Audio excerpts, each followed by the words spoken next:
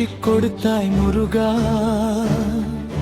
வேலுடையா பட்டியிலே வள்ளி தெய்வானையுடன் கையில் வில்லேந்தி காட்சி கொடுத்தாய் முருகா.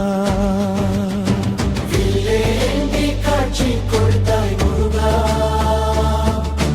வேலுடையா பட்டியிலே வள்ளி தெய்வானையுடன் கையில் வில்லேந்தி காட்சி கொடுத்தாய் முருகா.